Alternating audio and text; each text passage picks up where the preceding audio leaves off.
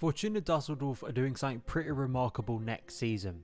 Labelled the Fortuna Football Project, the Bundesliga 2 club will offer free admission to their stadium next season. The club said that the gradual loss of matchday revenue will be compensated by the bigger investment from sponsors, who have also pledged funds to develop the club's youth academy, women's football team and digital infrastructure. This gesture is in keeping with the perception of German football being a friendlier environment to supporters. The well-known 50+1 rule allows supporters a significant stake in their clubs from an ownership level, so offering better food and great pilsner. Okay, that's my own personal view. Now, this act feels a million miles away from the rampant consumerism of the Premier League, where fans continue to feel the strain of ticket prices amidst a cost of living crisis, with the threat of season ticket prices rising too. To contrast the story of Dusseldorf, there was a backlash from Fulham supporters when the club announced in April that prices would rise 18% and the price of season tickets in the new stand being as high as £3,000. Our perception is that being an English football fan is the most expensive. Is that really true? What are the differences between European leagues, and could the Fortuna revolution spark a wider change?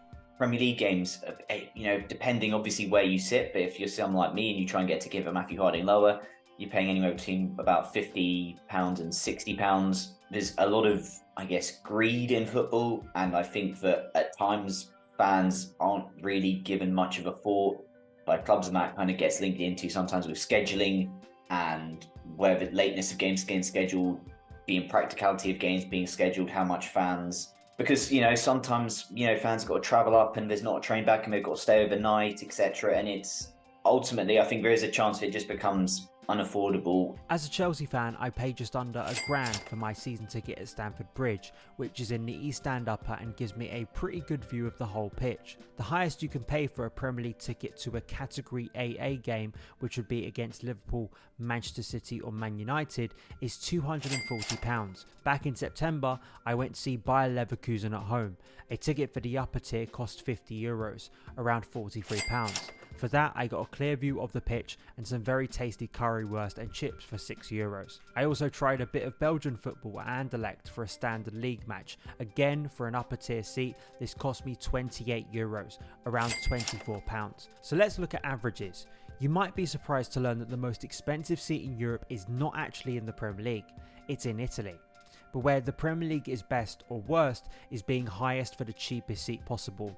The cheapest seat comes in France in Ligue 1, but the smallest gap between the least and most you will pay comes in Holland through the Eredivisie. As broken down by a piece in the Stadium Guide, tickets in England are most expensive in real terms, but it will cost a Spaniard a larger part of their salary to see 20 matches of their favourite team.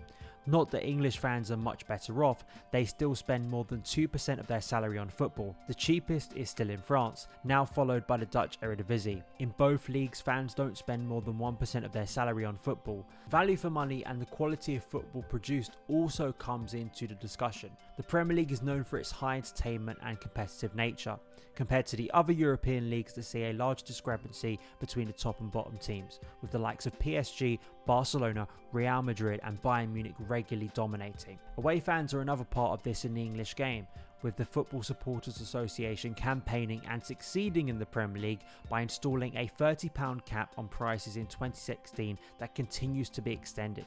This may seem like a small victory, but it at least shows the power of supporters' voices against price rises.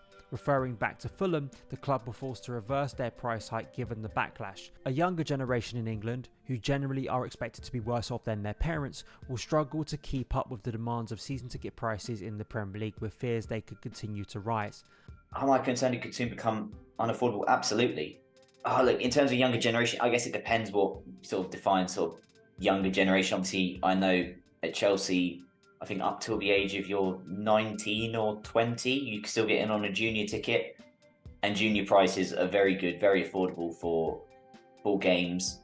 So I guess as long as that stays, you still can have the younger generation coming through in that way. But obviously, once you sort of get past that age of 20, and these people will be students or just mid-20s, like me, then there will become a time where your priorities ultimately change, because you have more responsibilities as an adult, more things to consider, more things to worry about. This also doesn't account for the money you are asked to pay to watch football from home through TV subscriptions to the main broadcasters Sky and BT Sport.